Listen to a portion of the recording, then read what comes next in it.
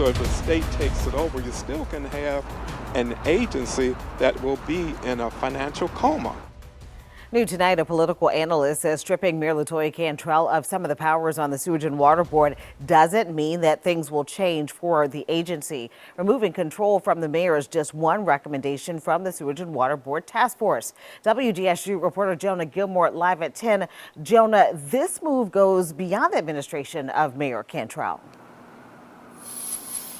Yeah, Gina, that political analyst believes this move was done to curb Mayor LaToya Cantrell's influence on the board. However, she's out of office in 2025, and future mayors may not be open to the state governing the agency. And it's a big question as to, does state control solve the problems? A new recommendation from the Sewage and Water Board Task Force includes a bold suggestion.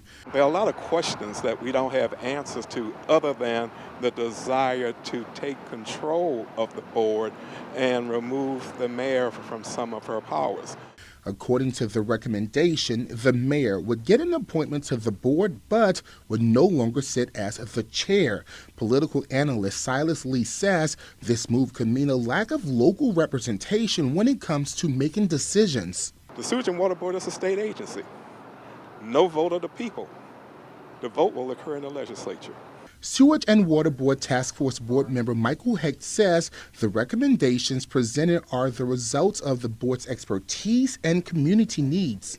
Whatever we need to do in terms of tactical changes, governance changes to help make Sewer and Water Board once again one of the most effective in the country, I think we need to consider those options. He says the agency's current structure isn't ideal, calling it an ownership problem. That creates all kinds of conflicts and really a lot of situations of responsibility without authority. So to me, cleaning that up is job one. Lee says no matter what happens with the board, whether it's local or state controlled, it has to be the right decision for the citizens of New Orleans. What does this mean for the people who pay their water bill in terms of accountability?